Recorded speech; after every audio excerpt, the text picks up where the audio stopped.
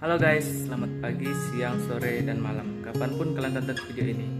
Kali ini kita akan membahas pelajaran PKN yang diajar oleh Miss Marintan Florencia Hutapea tentang ancaman terhadap NKRI di bidang pertahanan dan keamanan. Sebelumnya saya ingin perkenalkan diri, saya bernama Felix Manulang, umur 16, kelas 11 IPA 5. Oke, tanpa basa-basi, mari kita langsung ke video. Ancaman di bidang pertahanan dan keamanan dapat dilihat dari ancaman militer. Ancaman militer menurut BPPI 2008 adalah ancaman yang menggunakan kekuatan bersenjata dan terorganisasi yang dinilai mempunyai kemampuan membahayakan kedaulatan negara, keutuhan wilayah negara, dan keselamatan segenap bangsa. BPPI 2008 juga menyatakan bahwa ancaman militer dapat berupa agresi, pelanggaran wilayah, pemberontakan bersenjata, sabotase, spionase, aksi teror bersenjata, ancaman keamanan laut dan udara, serta konflik komunal.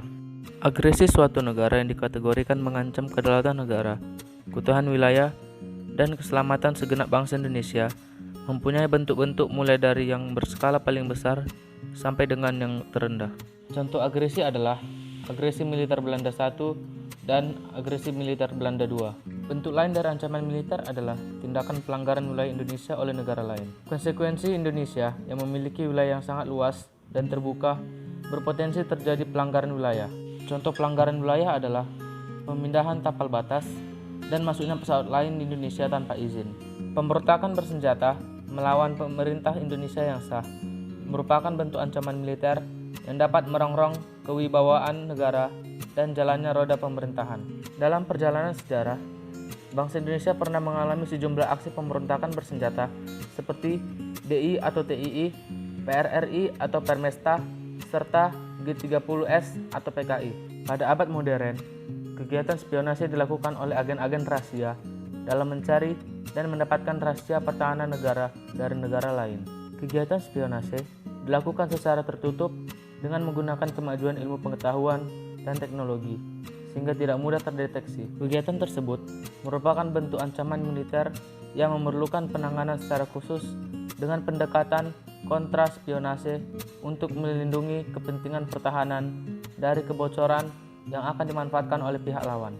Contoh sabotase dan spionase di Indonesia adalah peretasan KPAI dan KPU.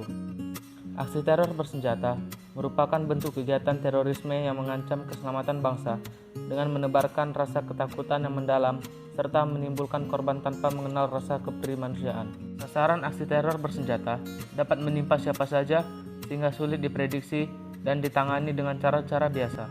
Perkembangan aksi teror bersenjata yang dilakukan oleh teroris pada dekade terakhir meningkat cukup pesat dengan mengikuti perkembangan politik, lingkungan strategis, dan iptek. Contoh aksi teror di Indonesia adalah bom Cirebon pada 15 April 2011 dan bom Solo pada 25 September 2011. Bentuk-bentuk gangguan keamanan di laut dan udara yang mendapat prioritas perhatian dalam penyelenggaraan pertahanan negara meliputi pembajakan atau perompakan, penyeludupan senjata, amunisi dan bahan peledak atau bahan lain yang dapat membahayakan keselamatan bangsa, penangkapan ikan secara ilegal, atau pencurian kekayaan di laut, termasuk pencemaran lingkungan. Konflik komunal pada dasarnya merupakan gangguan keamanan dalam negeri yang terjadi antar kelompok masyarakat. Dalam hal ini, dengan mengedepankan pendekatan penegakan hukum belaka dan ditunjukkan untuk mencegah merebaknya konflik yang dapat mengakibatkan risiko yang lebih besar. Contoh konflik komunal adalah kerusuhan pada Mei 1998 dan kerusuhan Timur Leste. Oke guys, sekian video dari saya. See you. Hey, feeling good, like I should. When in dark, I walk around the neighborhood. Feeling blessed, never stressed.